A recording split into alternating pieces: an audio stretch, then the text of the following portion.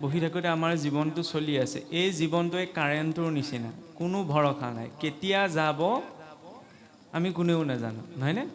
সেইকাৰণে থাকোঁতেই গোটেই ব্যৱস্থাখিনি কৰি লোৱাটো প্ৰয়োজন। ভক্তি সেইকাৰণেই দিলে, 7 দিনহে বোলে মানুহ জীয়াই থাকে। সঁচাকৈও ৰজা পৰীক্ষিতৰ বাবে 7টা দিন নাছিলে, আমাৰ জীৱনো 7টা দিনতে আছে। কাৰণ 7টা দিনতে আমাৰ জন্ম হৈছে, মৰিবও সেই 7টা দিনতেই লাগিব। গতিকে গতি পালেও 7টা দিনতে পোৱা, অধোগতি পালেও 7টা দিনতেই পোৱা, তাৰ মাজতেই আছে জীৱনটো। বা যাই হওক, এতিয়া কথা হ'ল কি, যেতিয়া সেই উদ্ধৱ গৈ উপস্থিত হ'লগৈ, তেতিয়া গোটেই মানুহখিনি আগবাঢ়ি অহা দেখি উদ্ধৱে ৰথ ৰখাই দিলে। ৰখাৰ পিছত উদ্ধৱ ৰথৰ ভিতৰৰ পৰা, দোলাৰ ভিতৰৰ পৰা নামি আহিছে। উদ্ধৱ নামি আহিছে, কিন্তু উদ্ধৱক কোনেও গুৰুত্ব দিয়া নাই। সকলোৰে দৃষ্টি ক'ত আছে, কেতিয়া দোলাৰ ভিতৰৰ পৰা, ৰথৰ ভিতৰৰ পৰা কৃষ্ণ নামি আহিব। তেতিয়া কৃষ্ণ ক'ত বুলি সোধোতে তেতিয়া উদ্ধৱে কৈছে যে কৃষ্ণ অহা নাই, কৃষ্ণৰ প্ৰতিনিধি হিচাপত বোলে মইহে আহিছোঁ। তেতিয়া সেই সকলোৰে মনত আকৌ সেই বিষাদৰ ভাৱটো প্ৰকাশ পাইছে। তেতিয়া বোলে তুমি কি উদ্দেশ্যত আহিছা? কৃষ্ণৰ আমাৰ খবৰ এটা ল'বলৈ সময় নাইনে? বোলে প্ৰভুৰ ব্যস্ততা ঢেৰ, আৰু আপোনালোকে ইয়াত ইমানখিনি দুখ কৰি থকাৰ কাৰণে সেই দুখে ভগৱান কৃষ্ণক তাত নিজৰ কৰ্ম কৰাত ব্যাঘাত জন্মাইছে। কাৰণ তেওঁ মনত দুখ প্ৰকাশ কৰি আজি তেওঁৰ ভোজনত ব্যাঘাত জন্মিলে। গতিকে মই আপোনালোকক বুজাবলৈ আহিছোঁ, কিন্তু পোনপ্ৰথমতে মই যাব লাগিব নন্দ যশোদাৰ ঘৰলৈ। গতিকে নন্দ যশোদাৰ ঘৰ কোনফালে যায় আপোনালোকে মোক পথটো দেখুৱাই দিয়ক। তেতিয়া সকলোৱে ক'লে বোলে সেইফালে যে নৈখন দেখিছে, এই নৈৰ যে সৰু সুঁতিটো বৈ আহিছে, আপুনি এই নৈ সুঁতিটোৰ কাষে কাষে গৈ থাকক। য'তেই সেই নৈখনৰ সুঁতিটো উৎপন্ন হৈছে সেইটোৱে বোলে নন্দ যশোদাৰ ঘৰ। তেতিয়া উদ্ধৱ মানে প্ৰথম অকণমান আচম্বিত হৈছে, নৈৰ সুঁতিটো মানুহৰ ঘৰৰ পৰা কেনেকৈ আৰম্ভ হৈছে। তেতিয়া উদ্ধৱে সুধিলে যে নৈৰ উৎসতনো মানুহৰ ঘৰ থাকিব পাৰেনে, আপোনালোকে কি ধেমালি কৰিছে? তেতিয়া কৈছে বোলে নহয়, এইটো নৈৰ খুঁটি নহয় প্ৰকৃততে। আজি ইমান বছৰ বোলে ভগৱান কৃষ্ণই যে গোটেই ব্ৰজবাসীসকলক এৰি থৈ গুচি গ'ল, আকৌ ঘূৰি আহিম বুলি, সেই দুখতেই সদায় ব্ৰজবাসীসকলে নন্দৰ গৃহত সমবেত হৈ ইমান কান্দে যে কান্দোতে কান্দোতে তেওঁলোকৰ অশ্ৰুজলৰ পৰা এখন নৈৰ সুঁতি সৃষ্টি হৈ গ'ল। প্ৰথম জাতকাটো সেইখিনিতে লাগিছে উদ্ধৱক। আৰু সেই কথাটোকে ভবাৰ পাছত যেতিয়া উদ্ধৱ অকণমান তেতিয়া আচম্বিত হৈছে। কাৰণ মানুহে যেতিয়ালৈকে জীৱনত আমি যিমানেই নুবুজাওঁ কিয় মানুহক, লাভ নাই। কাৰণ স্বভাৱো নোপদিছে ন শক্যতে কৰ্তুম অন্যথা সুতপ্তমপি পানীয়ং পুনৰ্গচ্ছতি শীতলাম। উপদেশ শুনিও লাভ নাই, উপদেশ লৈও লাভ নাই, আৰু উপদেশ দিও লাভ নাই। কাৰণ পানী খন্তেকৰ কাৰণে উতলে, জুইত উঠাই থোৱাৰ লগে লগে উতলি থাকিব বক বককৈ, নমাই থ'লে সি ঠাণ্ডা হৈ যাবই, হয়নে? উপদেশৰ সাৰ্থকতা কোনখিনিত আছে? যেতিয়া বাস্তৱিকতাটো দেখা যায়। বাস্তৱিকতাটো কেনেকৈ দেখা যায়? অন্ধ মানুহজনে জীৱনটোত বহুত শিকাই থৈ যায়।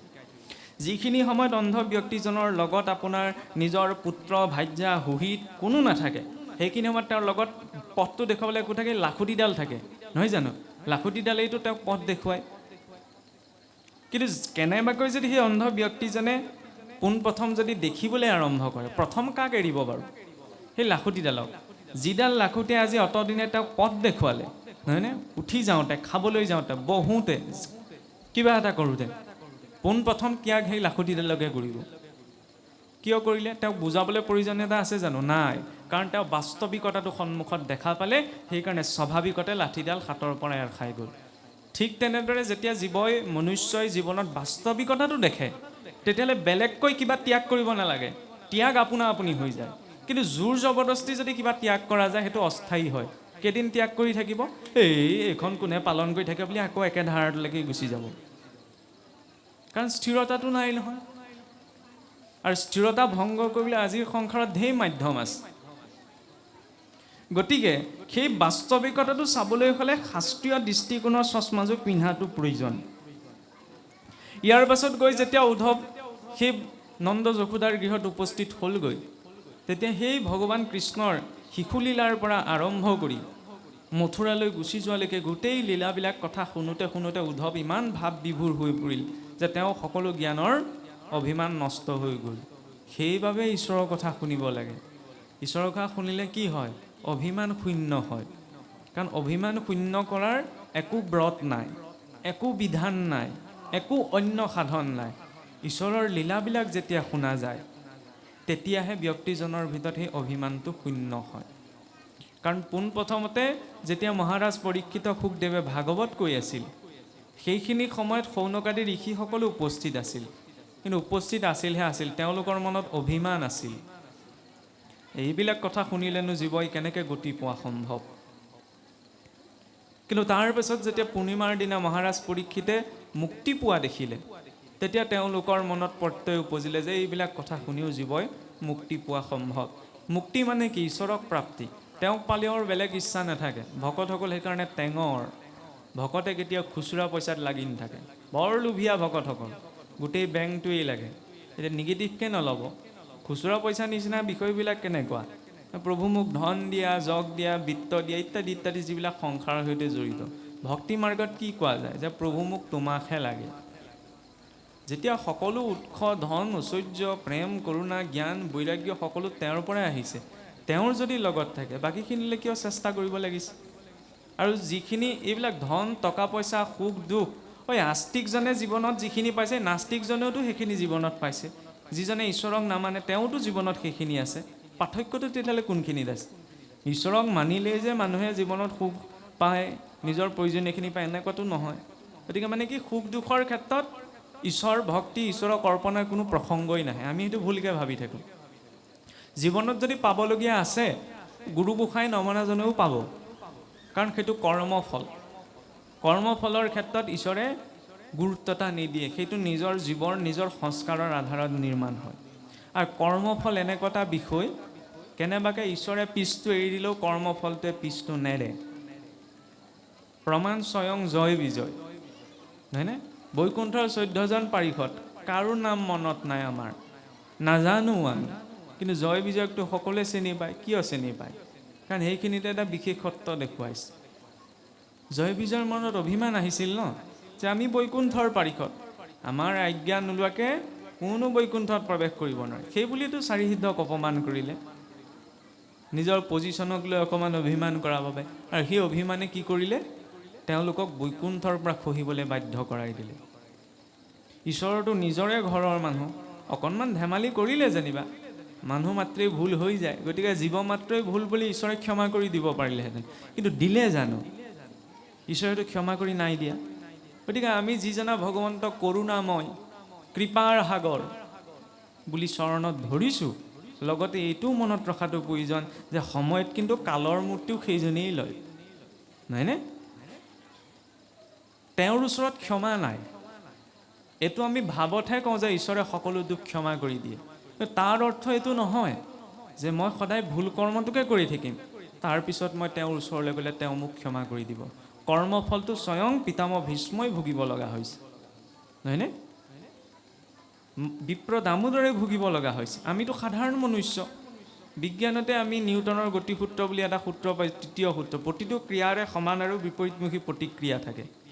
এইটো কেৱল বিজ্ঞানৰে সূত্ৰ নহয়, মনুষ্য জীৱনতো এইটো প্ৰযোজ্য। মই জীৱনত যি ক'ম, যি কৰিম, যি আচৰণ কৰিম, তাৰ সমান আৰু বিপৰীতমুখী প্ৰতিক্ৰিয়া মোৰ জীৱনত প্ৰতিফলন ঘটিবই। তাৰ পৰা কোনেও মোক ৰক্ষা কৰিব নোৱাৰে, সেইটো সত্য। সেইকাৰণে ঈশ্বৰলৈ ভয় নকৰিলেও, আৰু ঈশ্বৰলৈ এনেও ভয় নকৰে। ঈশ্বৰলৈ ভয় কৰাহেঁতেন সৃষ্টিখন ইমান বিশৃংখলিত নহ'লেইহেঁতেন। ভয় কৰিব লাগে নিজৰ কৰ্মলৈ, কাৰণ তেওঁ পিছটো এৰি দিলেও কৰ্মতে পিছ নেৰে নহয়, সেইটো ভুগিবই লাগিব। আৰু ভোগাৰ জৰিয়তেহে কৰ্ম বোলে নাজানি ভুল কৰিলে বোলে ক্ষমা আছে, সেই ক্ষমাটো ক'ত আছে? সমাজতহে আছে, প্ৰকৃতিত নাই। সেইবাবে সমাজত প্ৰায়শ্চিত্ত আছে। কোনোবাই নাজানি ভুল এটা কৰিলে সমাজে তেওঁক ক্ষমা কৰি দিব, নাজানি কৰিলে। কিন্তু কৰ্মটো আচৰণ যে হৈ গ'ল, তাৰ ফলটো কিন্তু জীৱনত ভুগিবই লাগিব, হয়নে? আৰু সেই কৰ্ম কৰাৰ ব্যৱস্থাৰ বাবেতো এইখিনি দৰ্শন দিয়া গৈছে। কাৰণ আৰু কৰ্মতেও কেনেকৈ ক্ৰিয়া কৰে? তিনিটা স্তৰত।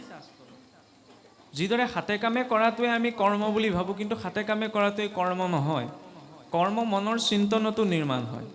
মুক্তি শৰীৰটোৱেও নাপায়, আত্মাটোৱেও নাপায়। আমি মানুহ মৰিলে ভুলকৈ লিখোঁ, বোলে তেওঁ আত্মাৰ সদগতি কামনা কৰিলোঁ, ঈশ্বৰৰ ওচৰত প্ৰাৰ্থনা জনালোঁ। আত্মাৰ সদগতি, ইমান দিনে পঢ়ি পঢ়ি কি বুজিলোঁ তেতিয়াহ'লে? আত্মাৰ কোনোবাই সদগতি কামনা কৰিব পাৰে জানো? সাংখ্য যুগত কি ক'লে? আত্মাটোতো নিৰ্গুণ, কোনো গুণ দুখে স্পৰ্শ কৰিব নোৱাৰে। না জুইয়ে জ্বলাব পাৰে, না পানীয়ে তিয়াব পাৰে, না বায়ুৱে শুকুৱাব পাৰে।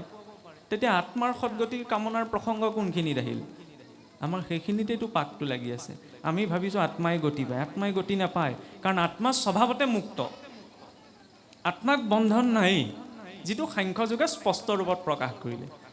কাৰ মুক্তিৰ কথা কোৱা হৈছে তেতিয়াহ'লে? শৰীৰটো নি? শৰীৰটোৰ মুক্তিৰ কথাও কোৱা হোৱা নাই, কাৰণ এইটোতো পাঞ্চভৌতিক, এইটোতো নষ্ট হৈ যাব। দেখিছেনে? ঈশ্বৰৰ হিচাপ নিকাচত ইমান কাৰেক্ট যে পৰমাণু এটাও লৈ অনা নাই, যেতিয়া পৰমাণু এটাও লৈ যাবলৈ নিদিয়ে, চব দি থৈ যাব লাগিব। তেতিয়া লগত কি যায়? কাৰ মুক্তিৰ কথা কৈছে? মনটোৰ।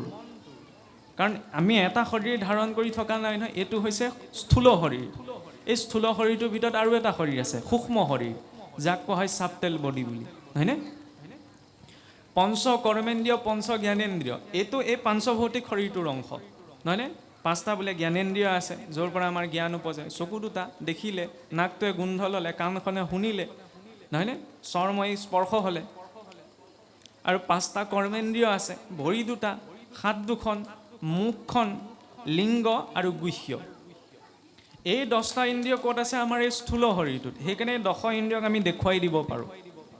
ইয়াৰ পাছতে কি আছে? 4টা অন্তৰ ইন্দ্ৰিয় আছে, আন্তৰিক ইন্দ্ৰিয়, মন, বুদ্ধি, অহংকাৰ আৰু চিত্ত। এই 4টা ক'ত থাকে? এইকেইটাকতো কাটি কুটি দেখুৱাই দিব নোৱাৰোঁ বোলে মনটো এইটো, অহংকাৰটো এইটো, বুদ্ধিটো এইটো। এই 4টা কাৰ অংশ? সেই সূক্ষ্ম শৰীৰটো। মানুহ মৰিলে যে আমি কেতিয়াবা কোনোবাই যদি দুৰ্ঘটনাত পতিত হৈ ঢুকাইছে, কোনোবাই যদি আত্মহত্যা কৰিছে, আমাৰ কোৱা হয় নে বোলে এইটো জীৱ বোলে ভূত হ'ব, প্ৰেতজনী পালে। প্ৰেতজনী কেনেকৈ পায়? কাৰণ ব্যক্তি এজন যেতিয়া অস্বাভাৱিক মৃত্যু পায়, জোৰ জবৰদস্তি নিজৰ ঘৰটোৰ পৰা ওলাবলগীয়া হয়, এইটো ঘৰহে জীৱৰ, নহয় জানো? জোৰ জবৰদস্তি যেতিয়া ঘৰটোৰ পৰা ওলাইছে, সিটো আকৌ চেষ্টা কৰিব ঘৰটোত সোমাবলৈ, কিন্তু তাৰ সেই সূক্ষ্ম শৰীৰটো সহজে নষ্ট হৈ নাযায়।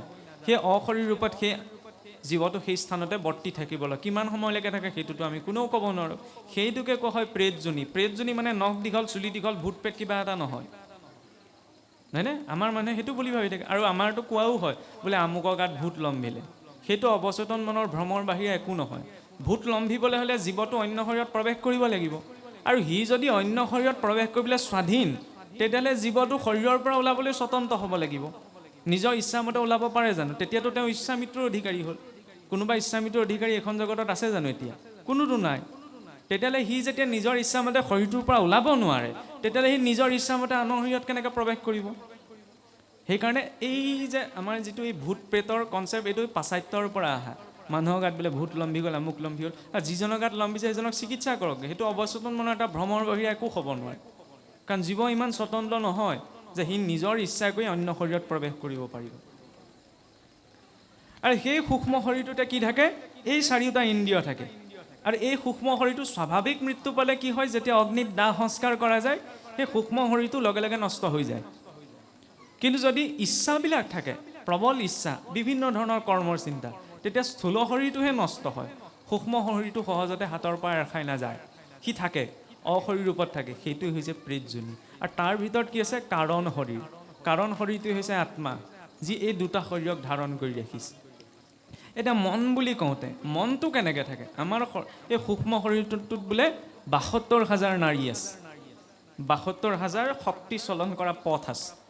আৰু তাৰে 3ডাল মুখ্য আমাৰ বহুসকলে কৈ থাকে, ইৰা, পিংগলা আৰু সুষুম্না, নহয় জানো? ইৰা, পিংগলা, সুষুম্না, এই 3ডাল নাড়ীৰ লগতে আৰু 2ডাল নাড়ী আছে, কি? চঞ্চলা আৰু সুস্থিৰা। এই 5ডাল নাড়ীৰ পথতে মনটোৱে চলন কৰে। মন এটা নিৰ্দিষ্ট জেগাত থকা বস্তু নহয়, ই সৰ্বশৰীৰত ব্যাপ্ত।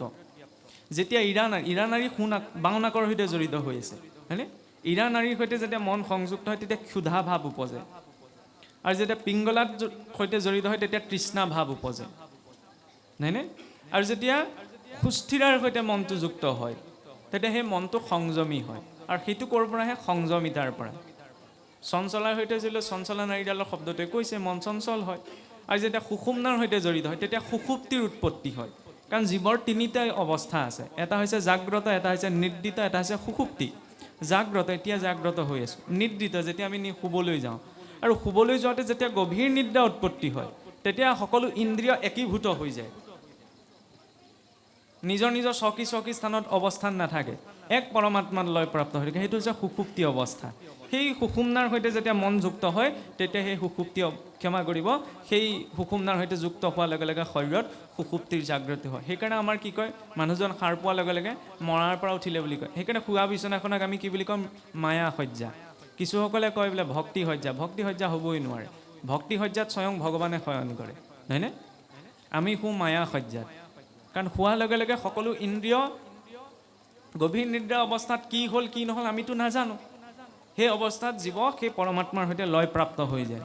তাৰপিছত যেতিয়া আকৌ শৰীৰটো সক্ৰিয় হৈ পৰে, ইন্দ্ৰিয়বিলাক আকৌ নিজৰ নিজৰ জেগালৈ গুচি আহে, আৰু তেতিয়াই কি হয়, শৰীৰটো জাগ্ৰত হয়। সেইবাবে আমি বিচনাখনত বহাৰ লগে লগে আকৌ সেইযোৰ কাপোৰ পিন্ধি নামঘৰলৈ নাযাওঁ। এইবিলাক কিবা কিবি নীতি নিয়ম নহয়, কাৰণ আমি তাক মৃত্যুসজ্জা বুলি জ্ঞান কৰিছোঁ, হয়নে? তাত মৃত্যু হৈছে আৰু হয়ো নহয়। এতিয়া ইয়াত বহি থাকোঁতে প্ৰতি 2 ছেকেণ্ডত এজন মানুহ যদি পৃথিৱীৰ পৰা মৰে, তেতিয়াহ'লে শুই থাকোঁতে কিমান মানুহ মৰিলে? সেইখন লিষ্টত যে এতিয়ালৈকে পৰা নাই, সেইবাবে কৃতজ্ঞতাটো লাগে ঈশ্বৰৰ প্ৰতি। বোলে ভগৱানে আমাক কি দিছে? ইমান বোলে সংসাৰখনত দুখ আছে, দুখ কোনে গোটাই লৈছে? আমিহে গোটাই লৈছোঁ। দাখন হাতত তুলি দিলে, দাখনে এতিয়া মই মানুহ কাটো নে খৰি কাটো সেইটো মোৰ ওপৰত নিৰ্ভৰ কৰে। আপোনাৰ ঘৰৰ গাড়ীখন চলাবলৈ মোক ৰাখিছে, মই এক্সিডেণ্টটো কৰিলে মইহে জেললৈ যাওঁ। তাৰপৰা মালিকক গালি পাৰি লাভ নাই নহয়। তেওঁ স্বতন্ত্ৰই শৰীৰটো দিছে, এই শৰীৰটো এতিয়া ক'ত প্ৰয়োগ কৰোঁগৈ সেইটো মোৰ ওপৰত নিৰ্ভৰ কৰে, আৰু য'ত প্ৰয়োগ কৰিমগৈ তাৰ মতে মই ফলটো পাম। ফল ভোগৰ পৰাতো স্বয়ং পিতামহ ভীষ্ম বাচি যাব পৰা নাই। সাপ এটা দেখিছিলে, কাঁইতে গছৰ বোলে দিলেই দলিয়াই বোলে যা, পথত বাধা উৎপন্ন কৰিছিল, এতিয়া তাতে চটফটাই মৰ। পিতামহ ভীষ্মই পাহৰি থাকিলে। শেষত যেতিয়া ঈশ্বৰ উপস্থিত হ'ল, তেতিয়া প্ৰভুক কৈছে যে প্ৰভু, কোন জনমতনো মই কি পাপ কৰিছিলোঁ? মহাভাৰতৰ যুদ্ধত মোৰ নিচিনা মৃত্যু কোনেও পোৱা নাই, প্ৰতিটো অংগ মোৰ শৰে বদ্ধ কৰি থৈছে। যদিও পিতামহ ভীষ্ম উত্তৰায়ণ গতি পাইছে, কিন্তু কৰ্মফলটো ভোগাৰ পৰা আঁতৰিব পাৰিছে জানো? নাই পৰা। বোলে পূৰ্বজন্মত তুমি এনে কৰ্ম কৰিছিলা যে সাপ এটা দেখি তুমি কাঁইটীয়া গছজোপালৈ দলিয়াই দিছিলা, তাতে সি থাকি চটপটাই মৰিব লগা হ'ল, আৰু সেইবাবে তোমাৰ এই সৰসজ্জা, নহয়নে?